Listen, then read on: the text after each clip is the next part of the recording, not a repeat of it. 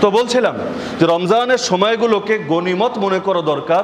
শুধু রমজানকে যদি আপনি রোজা আর তারাবির মধ্যে সীমাবদ্ধ রাখেন, আপনার মূল বিধান হয়তো আদায় হয়ে গেল, কিন্তু রমজানের হক আপনি আদায় করেন নাই। রমজানের হক আদায় করতে চাইলে গত সপ্তাহে আমরা আলোচনা করেছি তাকওয়ার প্র্যাকটিস করতে হবে। আর তাকওয়া অর্জনের জন্য সবচাইতে গুরুত্বপূর্ণ যেই কাজ সবাইকে করতে হবে সেটা হলো তওবা। খুতবার মধ্যে আমি যে আয়াত তেলাওয়াত করেছি, আল্লাহ তাআলা এই আয়াতে সব মুমিনকে বলছেন ওয়াতুবু ইলাল্লাহি জামিআন আইয়ুহাল মুমিনুন, হে মুমিনরা তোমরা সকলে আল্লাহর নিকট তওবা করো। তোমরা সকলে মানে কি? নবী হলেও তওবা করতে হবে, সাহাবী হলেও তওবা করতে হবে, তাবী হলেও তওবা করতে হবে, ইমাম হলেও তওবা করতে হবে, আলেম হলেও তওবা করতে হবে, বড় বুজুর্গ হলেও তওবা করতে হবে, সাধারণ মানুষ হলেও তওবা করতে হবে। হ্যাঁ, সবার তওবা এক না, তওবায় পার্থক্য আছে। কি পার্থক্য? যেমন যে কবিরা গুনাহে লিপ্ত সে কবিরা গুনাহ থেকে তওবা করবে যে হে আল্লাহ, আমার দ্বারা কবিরা গুনাহ হয়ে যায়, তুমি আমার কবিরা গুনাহকে ক্ষমা করে দাও। পূর্বের কাজের ব্যাপারে অনুতপ্ত হবে আর ভবিষ্যতে করবে না এই ব্যাপারে দৃঢ় সংকল্পবদ্ধ হবে, ব্যাস এটার নামই তওবা। এর জন্য নির্ধারিত কোনো দোয়া নাই, এই দোয়াই পড়তে হবে, হুজুরের কাছ থেকেই যাইয়া দোয়া আনতে হবে না, এরকম কোনো নীতি নাই। প্রত্যেকের তওবা তার নিজের কাছে। আপনি কি গুনাহ করেছেন এটা আপনি আর আল্লাহর মধ্যে সীমাবদ্ধ থাকলেই চলবে। দুনিয়ার মানুষকে গুনাহের সাক্ষী বানানো ভালো না। আপনি আমার কাছে এসে বলবেন ও হুজুর এটা গুনাহ করেছি, তওবা কেমনে করবো? এই যে আমারে বললেন, আমি তো গুনাহের সাক্ষী হয়ে গেলাম। আল্লাহ তাআলা যখন আপনার গুনাহ ক্ষমা করবেন, ফেরেশতাকেও ভুলিয়ে দিবেন। যারা কাঁধে আপনার আমলনামা লেখে সেই ফেরেশতাকেও ভুলাবেন। আমলনামার যে খাতা আছে খাতা থেকেও আল্লাহ দূর করে দিবেন, কিন্তু আমি তো সাক্ষী রয়ে গেলাম। তো সাক্ষী, অপরাধের সাক্ষী বানানো ভালো কোনো কথা না। আপনি এটা বলার দরকার নেই আপনি কি করেছেন। হ্যাঁ, পরামর্শ চাইলে আপনি অস্পষ্টভাবে চান, নিজের কৃতকর্মের বর্ণনা দেওয়ার কোনো প্রয়োজন নাই। তো প্রত্যেকের তওবা নিজের কাছে। এখন কেউ কবিরা গুনাহ করেছে ব্যক্তিগত জীবনে, সে নিজের মতো তওবা করবে। কেউ অন্যের হক নষ্ট করে কবিরা গুনাহ করেছে, সে প্রথমে তার কাছ থেকে ক্ষমা আনবে, তারপর আল্লাহর কাছে ক্ষমা চাইবে। আরেকজন মানুষ তার কবিরা গুনাহ নাই, তবে সগীরা গুনাহ তো সবারই আছে।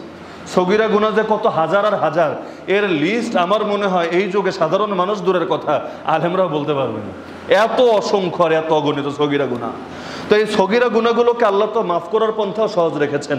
উজু করলে অঙ্গগুলো থেকে ধরে যায়, মুসাফা করলে হাত থেকে ধরে যায়, নেক আমল করলে অটোমেটিক মাফ হতে থাকে।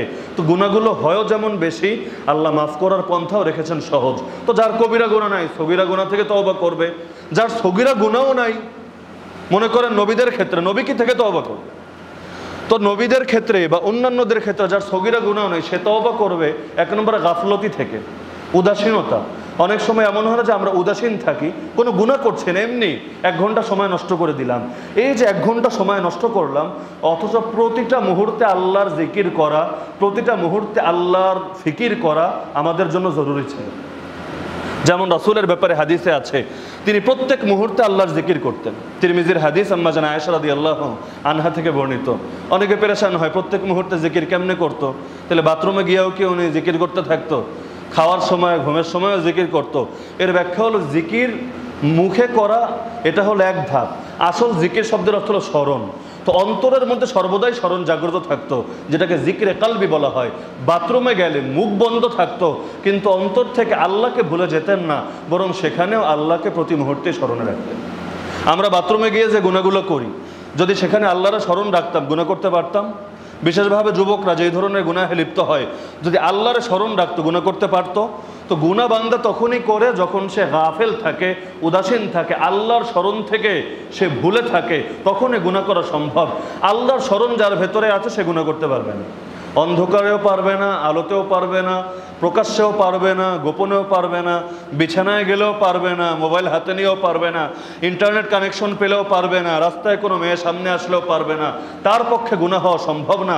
সে একটা নারীর দিকে তাকানোর আগে 10 বার ভাববে, এই চোখ দিয়ে তাকাচ্ছি, কাল কিয়ামতের দিন এই চোখের মধ্যে যখন জ্বলন্ত সীসা ঢেলে দেওয়া হবে আমি সইতে পারবো তো? এই অন্তর দিয়ে আমি অন্য নারীকে কল্পনা করছি, কাল কিয়ামতের দিন যখন আমাকে নিকৃষ্ট প্রকারের শাস্তি দেওয়া হবে সেই শাস্তি সয়ে নিতে পারবো তো? আরে দুনিয়ায় দেখলে কতটুকুন আর মজা লাগবে, চোখের মজা কয় মিনিটই আর থাকবে, কিন্তু সেদিনের আযাব তো আর যেই সেই আযাব হবে না। আরে দুনিয়ার আগুন আর জাহান্নামের আগুনও তো এক না, তো সেই আগুন আমি সইতে পারবো তো? তো এভাবে যদি বান্দা চিন্তা করে এক মুহূর্তের জন্য গুনাহে লিপ্ত হওয়া সম্ভব? আর সম্ভব নাকি? এক মুহূর্তের জন্য সম্ভব। এমনকি কিছু কিছু গুনাহ তো এমন থাকে যে গুনাহগুলো চাইলেই এটা থেকে ফিরে আসা যায় না। একটা উদাহরণ দেই, যদিও কেউ কেউ কষ্ট পেতে পারেন। আপনি মনে করেন আগে মদ খেতেন, আপনি এখন উদ্যোগ নিলেন এক মুহূর্তের মধ্যেই মদ থেকে ফিরে আসা সম্ভব কিনা? হ্যাঁ, একটু কষ্ট হতে পারে, কিন্তু চাইলে সম্ভব কিনা? সম্ভব। কিন্তু আপনি দাড়ি রাখেন না, একেবারে ক্লিন শেভ। আপনি এখন উদ্যোগ নিলেন, আপনি আর দাড়ি কাটবেন না, ভালো হয়ে যাবেন, দাড়িকে এক মুষ্টি বানাবেন। এক মুহূর্তে উদ্যোগ নিলে পরের মুহূর্তে দাড়ি হয়ে যাবে, তাই না? অথবা মেশিন একটা ঢুকিয়ে জোরে জোরে টান মারলে দাড়ি বের হয়ে আসবে। আচ্ছা, আপনি উদ্যোগ নিলেন ভালো কথা, এই অবস্থায় মরে গেলেন, মরতে পারেন না? মৃত্যু তো আর বলে কয়ে আসবে না। অ্যাক্সিডেন্টেই হোক অথবা নর্মালি হোক, আপনি মরে গেলেন, কিয়ামতের দিন কি দাড়ি নিয়ে উঠবেন না দাড়ি ছাড়া উঠবেন?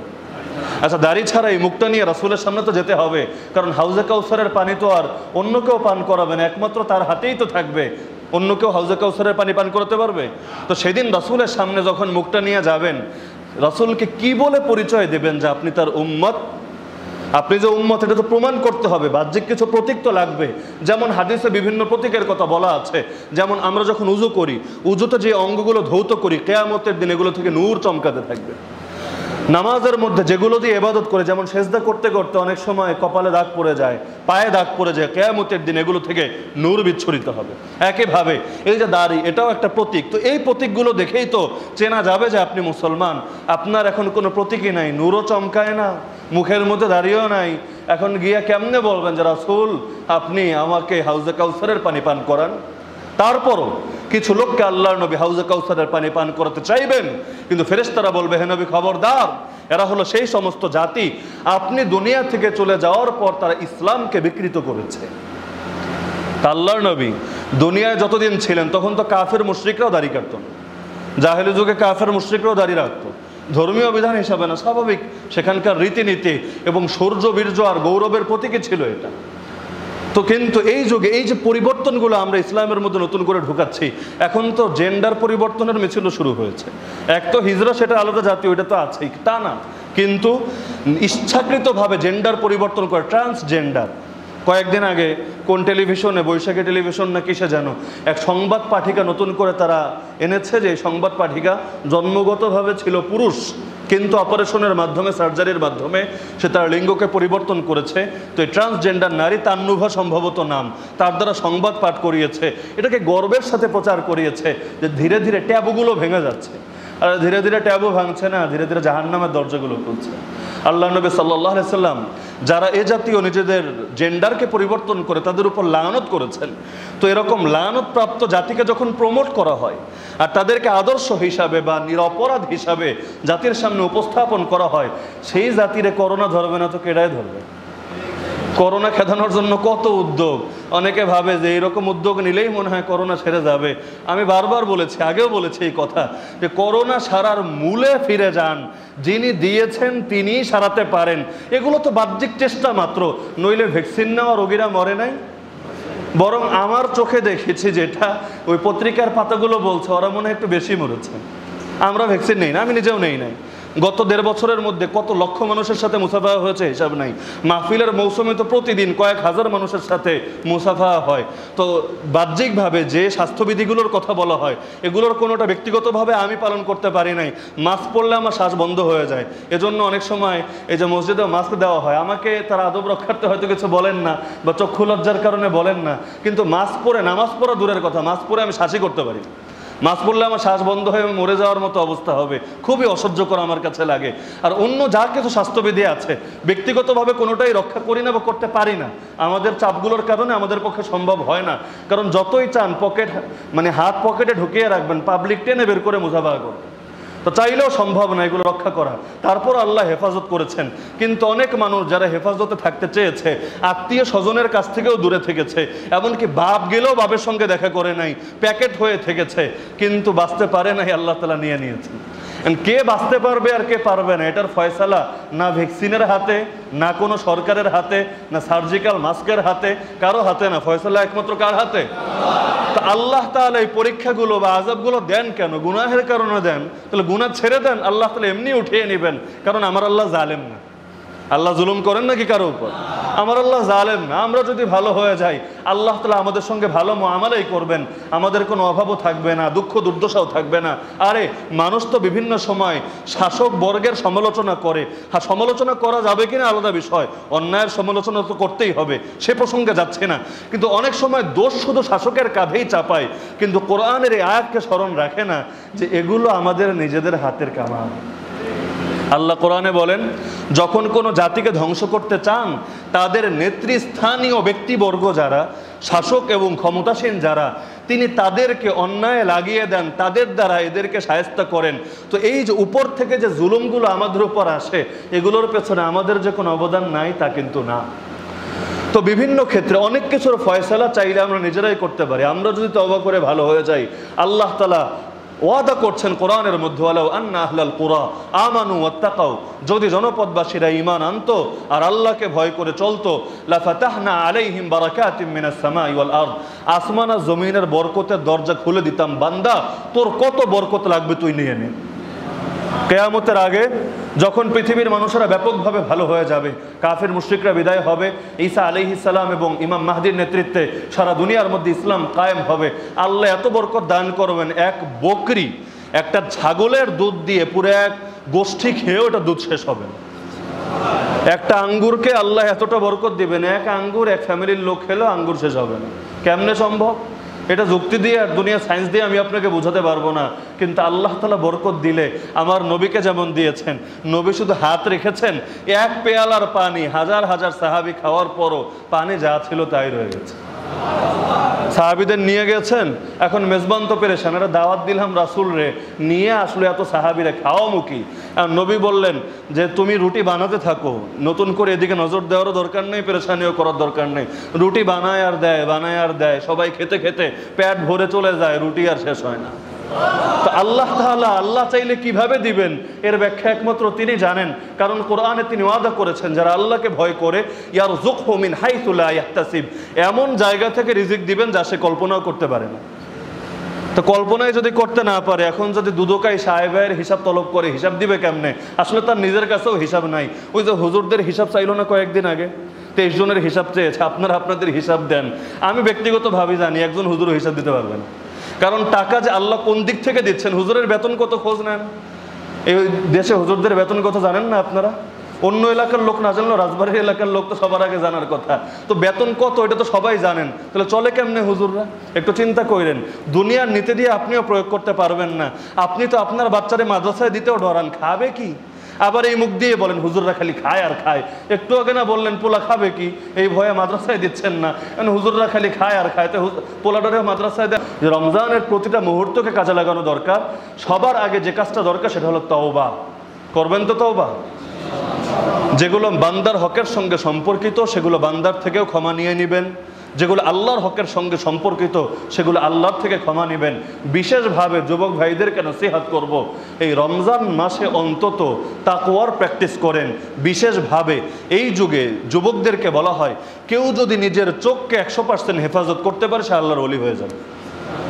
কারণ হাদিসে আছে, আর নজরু সাহমুম মিন সিহামি ইবলিস মাসমুম, দৃষ্টি হলো শয়তানের তীর সমূহের মধ্যে একটা বিষাক্ত তীর। এই বিষাক্ত তীর যার শরীরে বিদ্ধ হয় তার ঈমান বাঁচে না। শরীর বাঁচতে পারে, ঈমান বাঁচে না, ওর ঈমান মরে যায়। এই কারণে যে দৃষ্টিকে হেফাজত করতে পারে সে শয়তানের জাল থেকেও নিজেকে হেফাজত করতে পারে। এই যে আপনি গুনাহে, বড় গুনাহে লিপ্ত হয়ে যান, বলেন নিজেকে কন্ট্রোল করতে পারি না। আরে কন্ট্রোল করবেন কেমনে? আগে তো চোখরে হেফাজত করতে হবে, তারপর না শরীররা কন্ট্রোল করতে পারবেন।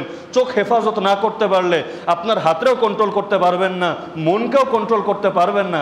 গুনাহ শুধু হতেই থাকবে আর হতেই থাকবে।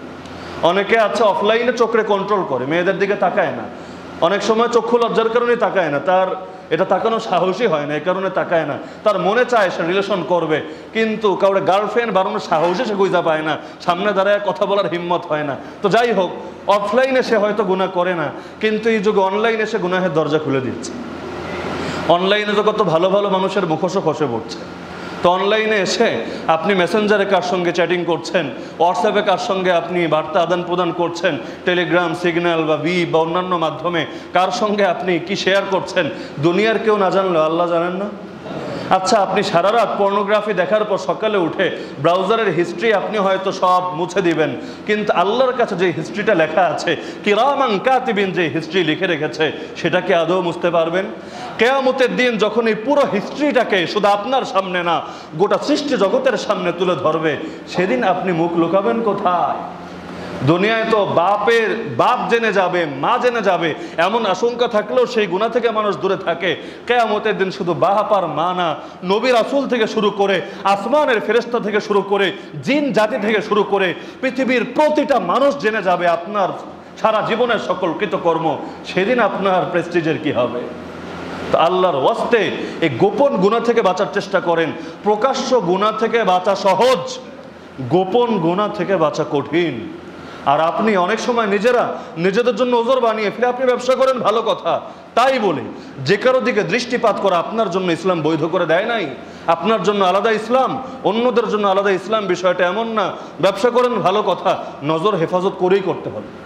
প্রয়োজনে আলাদা শাখা করেন, যেখানে আপনার স্ত্রী দোকানদারি করবে, সেখানে শুধু নারীরা যাবে, তারা তাদের কাছে বিক্রি করবে। তা না পারলে নিজের দৃষ্টিকে হেফাজত করে তারপর আপনি তাদের সাথে কথাবার্তা বলেন, এবং কথা বলার সময় সুরকে নরম করে না, সুরকে স্বাভাবিক শক্ত ভাষায় যেভাবে আমরা বলি, মানে এতে আলাদা কোনো প্রেম প্রীতির গন্ধ সুরের মধ্যে প্রকাশ পাবে না, আলাদা কোনো সিম্পেথির গন্ধ থাকবে না। এভাবে কথা বলেন, কাস্টমার থাকলে থাকবে, না থাকলে না থাকবে। আল্লাহ আপনাকে খাওয়াবেন ইনশাআল্লাহ, ভয় নাই। আপনি আল্লাহর পথে চলবেন আর আল্লাহ আপনার অসহায় ফেলে রাখবেন, এটা হবে না ইনশাআল্লাহ। আজকাল তো অনেকে নিজেই ফিতনার দরজা খুলে দেয়। জুয়েলারির দোকানগুলো তো পুরুষরাই দেয়, যেই সব দোকানের অধিকাংশ কাস্টমারই নারী, সব পুরুষ, তা হুজুর পুরুষ থাকে না এমন? তো নিজেই নিজের জন্য ফিতনাকে টেনে আনছেন। কয়দিন চোখে হেফাজত করবেন? যুগের হাসান বসরি হয়ে কয়দিন থাকবেন? একদিন না একদিন তো আপনার স্খলন হবে। এই যে বিষাক্ত একটা শয়তানের তীর আপনার ইমানের ভেতর গিয়ে লাগলো, আপনি তো জানেন না এই তীরটাই আপনাকে জাহান্নামে নিয়ে ছাড়ে কিনা। যেখানে আল্লাহর বড় বড় ওলি, এমনকি বাসতিসার কাহিনী আমরা আগে আলোচনা করেছি, 70 বছর পর্যন্ত আল্লাহর ইবাদত করেছে, কিন্তু নারীর ফাঁদে পড়ে কাফের হয়ে দুনিয়া থেকে বিদায় হয়েছে। সালেহ আল মুয়াজ্জিনের ঘটনা আমরা আগে শুনিয়েছি। 40 বছর পর্যন্ত বাগদাদে আজান দিয়েছে। ইমাম ইবনুল জাওজি তার কাহিনী উল্লেখ করেছেন। আর ইমামের নামাজ ছুটলো, মুয়াজ্জিনের নামাজ ছোটে না, কারণ মুয়াজ্জিন তো আজান দিয়ে মানুষকে জাগায়। 40 বছর পর্যন্ত আজান দিয়েছে, কিন্তু এক খ্রিস্টান নারীর দিকে একটা দৃষ্টি শুধু পড়েছিল, সেই দৃষ্টি তাকে ঈমান হারা করিয়ে খ্রিস্টান অবস্থায় তাকে দুনিয়া থেকে বিদায় করেছে। তো আমি জানি না, আজকে আমি বড় শেখ হতে পারি, বড় বুজুর্গ হতে পারি, মানুষ আমাকে দাম দিতে পারে, বড় মুরব্বী হিসাবে জানতে পারে, কিন্তু কখন যে আমার পদস্খলন হয়ে যাবে। আরে মনে রাখবেন, জীবিত মানুষ ফিতনা থেকে মুক্ত না। সাহাবী আব্দুল্লাহ বিন মাসউদ রাদিয়াল্লাহু আনহু এর জন্য বলেছেন যে অনুসরণ করলে মৃত মানুষের করো, সাহাবীদের করো, কারণ জীবিত মানুষ ফিতনা থেকে মুক্ত না। আজকে যাকে তুমি মাথার তাজ বানাচ্ছ, আগামীকাল তার পদস্খলন হয়ে সে জাহান্নামের কীটেও পরিণত হতে পারে। তো এই কারণে আল্লাহর ওয়াস্তে যে দৃষ্টিকে হেফাজতের মাধ্যমে তওবা শুরু করেন। তওবা মানে শুধু আস্তাগফিরুল্লাহ বলা না, তওবা মানে শুধু শেষ রাত্রে উঠে চোখের পানি ঝরানো না। আরে তওবার প্রথম কাজই তো হলো আগে গুনাহগুলো ছাড়বেন। গুনাহের মধ্যে পড়ে থেকে তওবা হয় না। সমুদ্র থেকে যদি পানি থেকে বাঁচতে চান, আগে তো পারে ওঠার চেষ্টা করতে হবে, তারপর নয়তো পেটের মধ্যে কি ঢুকেছে সেগুলো চেপে চেপে বের করবেন। ওই সাগরের মধ্যে থাকা অবস্থায় পেটে চাপ দিলে তারও মরবেন, সেখান থেকে বেঁচে আসার কোনো আশা নাই। তাহলে গুনাহের মধ্যে পড়ে থেকে শুধু আস্তাগফিরুল্লাহ বলে কে ভেবেছেন জান্নাতে যাবেন? এটা সম্ভব না। তো এই রমজান তো ছিল তাকওয়ার মাস, রমজানে তো শয়তানও বন্দী আছে, আপনি চাইলেই গুনাহ থেকে বের হয়ে আসতে পারবেন। বুজুর্গরা বলেন, আল হিম্মাতু হিয়াল ইসমুল আযম। বান্দা, তুমি ইসমে আজম খুঁজে পাও না? তুমি শুনেছো ইসমে আজম পড়লে সব কাজ হয়ে যায়। আরে শোনো, সবচাইতে বড় ইসমে আজম হলো হিম্মত। তুমি যদি হিম্মত না করো, ভেতরে যদি মনোবল পয়দা না করো, কোনোদিনও গুনাহ থেকে বাঁচতে পারবা না।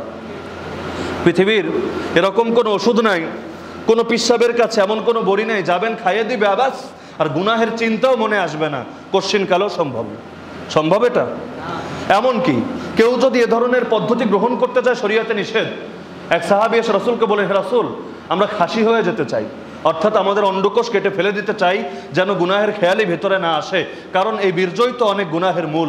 আল্লাহর নবী আল্লাহর কাছে দোয়া করতেন, আল্লাহুম্মা ইন্নী আউযু বিকা মিন শাররিল মানি। হে আল্লাহ, আমি আপনার কাছে বীর্যের অনিষ্ট থেকে আশ্রয় চাই। দোয়া করতেন কে? নবী। অথচ নবীর কি ভয় আছে নাকি?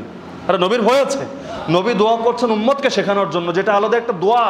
যদিও এই দোয়া করার টাইম আমাদের নাই, বা এটা যে একটা দোয়া করতে হয় এটাও তো আমরা জানি না, কিন্তু নবী এই দোয়াটা গুরুত্বের সাথে করতেন যে হে আল্লাহ, আমি আপনার কাছে বীর্যের অনিষ্ট থেকে আশ্রয় চাই। তো সাহাবী বললেন, হে রাসূল, অন্ডকোষ কেটে ফেলে দিই। রাসূল বলেন, খবরদার, এর কোনো সুযোগ নাই। হ্যাঁ, তোমরা বিয়ে করো, যদি সেটা না পারো রোজা রাখো, লাগাতার লম্বা টাইম রোজা রাখবা, দিনের পর দিন রোজা। এবং সেহরি আর ইফতারও একেবারে হাতির মতো খাবা না, যে খাওয়ায় একেবারে আরও চাহিদা দ্বিগুণ বেড়ে যায়। খাবারও সীমিত, তো শরীর দুর্বল হলে চাহিদা এমনিই কমে আসবে। তো এই যুগে যুবকরা সবচাইতে বেশি আক্রান্ত হলো এই জাতীয় কুপ্রবৃত্তিজনিত গুনাহ। তো ইমানটাকে বানিয়ে ফেলেছে শরীর পাপ, ইমানকেই বানিয়ে ফেলেছে ধ্বজভঙ্গ। এখন এই ইমানের সঙ্গে আল্লাহর সাহায্য কেমনে আসবে? এখন এই ইমান এমন ইমান যে ইমান কাফেরদের বিরুদ্ধেও জ্বলে ওঠে না, যেই ইমান আল্লাহু আকবার শুনলেও গর্জে ওঠে না, যেই ইমান আমাকে ময়দানে নিয়ে যায় না, যেই ইমান আমার ভেতরে সাহসিকতা পয়দা করতে পারে না। আরে আজান শুনলে যেই ইমান আমারে মসজিদে আনতে পারে না, সেই ইমান কেমনে জাহান্নাম থেকে বাঁচায়া জান্নাতে নিবে? ইমান তো একই ইমান, দুনিয়ায় যে ইমান কিয়ামতের দিন ঠিক এই ইমানটাই থাকবে। দুনিয়ায় এই ইমান গুনাহ থেকে বাঁচাতে পারে না, কাল কিয়ামতের দিনে ইমান আমারে জাহান্নামের আগুন থেকে কেমনে বাঁচাবে? আজকে গুনাহ করে মন ভরি, সেদিন আগুন দিয়ে আমার পেট ভরা হবে। কারণ হাদিসে আছে, হুজিবাতিল জান্নাতু বিল মাকারি ওয়া হুজিবাতিন নারু বিশাহাওয়াত, জাহান্নামকে আবৃত করা হয়েছে পছন্দনীয় বস্তু দ্বারা, আর জান্নাতকে আবৃত করে রাখা হয়েছে কষ্টকর এবং অপছন্দনীয় বস্তু দ্বারা। তাহলে জান্নাতের কাজ একটু কষ্ট করি, আর জাহান্নামের কাজ একটু মজাই লাগে। এ কারণেই মন চাহি জিন্দেগি জাহান্নামের জিন্দেগি, রব চাহি জিন্দেগি জান্নাতের জিন্দেগি। তো এই তওবার পথ ধরবেন তো সবাই ইনশাআল্লাহ? তো নিজের নজরের হেফাজত করতে হবে, মাথায় রাখতে হবে, ইউরোপ আমেরিকার মানুষগুলো যেভাবে চলে আমরা সেভাবে চলতে পারবো না। ওদের সংস্কৃতি আমাদের সংস্কৃতি হতে পারে না, ওদের সভ্যতা ওদের কৃষ্টি কালচার আমাদের সভ্যতা এবং কৃষ্টি কালচার হতে পারে না। আরে যেই লোকটার জন্য জাহান্নাম অপেক্ষা করছে আর যে মনের ভেতর জান্নাতের স্বপ্ন দেখে, তাদের দুজনের লাইফ স্টাইল এক হয় কিভাবে? যেখানে ইবাদতের মধ্যেও কাফের মুশরিকদের সঙ্গে আমাদের সাদৃশ্য পরিহার করতে বলা হয়েছে। আরে একটাবার ইবাদতগুলোর দিকে তাকান, বিভিন্ন ইবাদতে একদিনের রোজা হলে সঙ্গে আরেকদিন মিলিয়ে রাখতে বলা হয় নাই? আশুরার রোজা একটা, বলা হয় নাই যে 9 বা 11তেও মিলিয়ে রাখো। কেন? কারণ ইহুদিরাও এই দিন রোজা রাখে, তোমরা যদি একদিন রাখো মিলে যায়, তো ইবাদতের ক্ষেত্রে ওদের সাদৃশ্য পরিহার করো। আল্লাহর নবী বলছেন, এই যে ইফতার আগে করা ভালো না দেরি করে করা ভালো? অনেকে দেরি করে, আজান হওয়ার পর কয় না আজান তো একটু আগেও হইতে পারে, আর 5টা মিনিট একটু ওয়েট করি। অথচ রাসূল বলেন, উম্মত ততদিন কল্যাণের মধ্যে থাকবে যতদিন আগে ভাগে ইফতার করবে। কেন? কারণ ইহুদিরা একটু দেরি করে ইফতার করে। তাহলে ইফতার আগে করার অনেক ফজিলত হাদিসে পাবেন, প্রচুর ফজিলত। এই ফজিলতের একমাত্র কারণ কি? যে ইহুদিরা দেরি করে করে, তোমরাও যদি দেরি করো ওদের সাদৃশ্য হয়ে যায়। তাহলে সব ক্ষেত্রে ওদের সাদৃশ্য পরিহার না করলে আমাদের মুক্তি আসবে না। আপনি রাজনৈতিক ব্যবস্থার কথাই বলেন, ওই ইহুদি আর খ্রিস্টানের আদর্শ নেবেন, কিভাবে আমেরিকা সফল, কিভাবে ইসরায়েল সফল, কিভাবে চীন ভারত সফল, এগুলোই দেখবেন। অর্থনৈতিক ব্যবস্থার প্রসঙ্গ আসবে, কাফেরদের দিকেই তাকাবেন। পোশাক আশাকের প্রসঙ্গ আসবে, চুল কাটার প্রসঙ্গ আসবে, সব ক্ষেত্রে খেলাধুলার প্রসঙ্গ আসবে, শুধু কাফেরদেরটাই দেখবেন। তাহলে সফলতা আসবে কেমনে? এই যুগে তো খেলা মানে ক্রিকেট ফুটবল, অথচ আল্লাহর নবী হাদিসে 3 প্রকার খেলার কথা নিজে বলে গিয়েছেন, যে এই 3 প্রকার খেলার মধ্যে কল্যাণ আছে। উম্মত এই খেলাগুলো তো ছেড়েই দিয়েছে। তো রাসূলের শেখানো খেলা খেলবেন না, এগুলোকে আরো নিজে জীবনে সারা জীবনে মুখে নামও আনবেন না, আর কাফের মুশরিকদের খেলার ক্ষেত্রে আদর্শ বানাবেন, আর ভাববেন সাহায্য আসবে আল্লাহ থেকে। কেন? সাহায্য আমেরিকার থেকেই না, আসমান থেকে ফয়সালার দরকার নেই তো আপনার। আপনি ইউরোপ আমেরিকা থেকে ফয়সালা নেন, ওদের থেকেই আপনি সবকিছুর মুক্তি আনেন। সম্ভব? তো এই কারণে রমজানের দিনগুলো কাজে লাগাবেন তো ইনশাআল্লাহ। আল্লাহর ওয়াস্তে গুনাহগুলো ছাড়েন, তওবা করেন। বারবার বলছে তওবা মানে শুধু মুখস্থ কোনো বাক্য জপা না, তওবা মানে অতীতের কাজের ব্যাপারে অনুতপ্ত হওয়া, ভবিষ্যতে করব না এই দৃঢ় সংকল্প করা। তওবা ছাড়া কেউ কোনোদিন আল্লাহর ওলি হইতে পারে না। তওবা লাগবে, রাতের নামাজ লাগবে, তাকওয়া লাগবে, এরপরে একজন বান্দা আল্লাহর বন্ধু হতে পারে। আর যে আল্লাহর বন্ধু না, তার জন্য আল্লাহর কোনো ওয়াদা নাই। আল্লাহর ওয়াদা একমাত্র তার বন্ধুদের জন্য। তা আল্লাহর বন্ধু হতে চান না শত্রু? মাঝামাঝি নাই। যে বন্ধুও না শত্রুও না, এরকম মাঝামাঝি টাইপের কোনো কিছু নাই। হয়তো বন্ধু নয়তো শত্রু। আপনারা কোনটা হতে চান? যদি বন্ধু হতে চান এই রমজানের মধ্যে তওবার আমল করবেন তো ইনশাআল্লাহ। তওবা করবেন, জিকির করবেন, ফিকির করবেন, মুরাকাবা অর্থাৎ ধ্যান খেয়াল করা, নিজের গুনাহগুলো নিয়ে, মৃত্যু পরবর্তী জীবন নিয়ে, এই বিষয়গুলো নিয়ে চিন্তা ফিকির করবেন। তাহলে ঘরে বসে থাকলেও সওয়াব পাবেন ইনশাআল্লাহ। এই যে লকডাউনের টাইমগুলোকে বিশেষভাবে ইবাদতের টাইম, কোরআনের টাইম, জিকিরের টাইমে পরিণত করতে পারেন। এটা তো ইবাদতের একটা সুযোগ ছিল, হাই হুতাশ পরেও করতে পারবেন। রমজান সারা বছর থাকবে না, এই রমজানের মাসের সময়গুলোকে কাজে লাগান, রহমত, মাগফিরাত, বরকত, নাজাত নিয়ে রমজানকে বিদায় দেন। তাহলে ঈদের দিন ঈদগাহে যাওয়াটা আপনার সফল হবে ইনশাআল্লাহ। তো করবেন তো ইনশাআল্লাহ। আর ফালতু ইখতিলাফ থেকে বেঁচে থাকবেন। হাদিসে আছে যদি রমজানের দিন আপনাকে গালিগালাজও করা হয় তাহলে মুমিন বান্দার করণীয়, সে বলবে শোনো, ইন্নী ইমরুউন সাইম, আমি একজন রোজাদার। তো রমজানে সে মুখ খারাপ করেছে বলে আপনিও মুখ খারাপ করবেন, গন্ডগোল করবেন। আজকাল মসজিদেও গন্ডগোল হয়, মসজিদের বিষয় নিয়ে গন্ডগোল হয়, নাউযুবিল্লাহি মিন যালিক। অথচ মসজিদে জোরে জোরে আওয়াজ হওয়া কিয়ামতের একটা আলামত। কিয়ামতের তো আমরাই ডেকে ডেকে ঘনিয়ে নিয়ে আসছি। মসজিদে কথা বললেও নম্রভাবে বলতে হবে, আস্তে বলতে হবে। চিৎকার চেঁচামেচি, গগন বিদারী, আকাশচুম্বী আওয়াজ করা, এগুলো মসজিদের আদবের খেলাফ এবং কিয়ামতের আলামত, তার মানে জঘন্য পর্যায়ের গুনাহ। তো আল্লাহর ওয়াস্তে এই মাসে আমরা কোনো ধরনের অন্যায়, অপকর্ম, গালাগালি, ঝগড়াঝাটি এগুলোতে লিপ্ত হব না। বিশেষ করে অন্যের হক আমরা ঠকাবো না, বরং অন্যদের হক খুঁজে খুঁজে দেওয়ার চেষ্টা করি। যদি বোনের সম্পদ মেরে খেয়ে থাকি, বোনরে দেই। বউয়ের মোহর বাকি, বউয়ের মোহর দিয়ে দেই। সন্তানদের মধ্যে সমতা করি না, একজনরে খুব দিয়ে আরেকজনরা দেই না, সন্তানদের মধ্যেও সমতা করার চেষ্টা করি। নইলে কিয়ামতের দিন কিন্তু আল্লাহ আমাকে ধরবে। আল্লাহ তাআলা আমাদের সবাইকে এই বিষয়গুলো সঠিকভাবে জানার, বোঝার এবং আমল করার তৌফিক দান করুন। ওয়া আখিরু দাওয়ানা আলহামদুলিল্লাহি রাব্বিল আলামিন।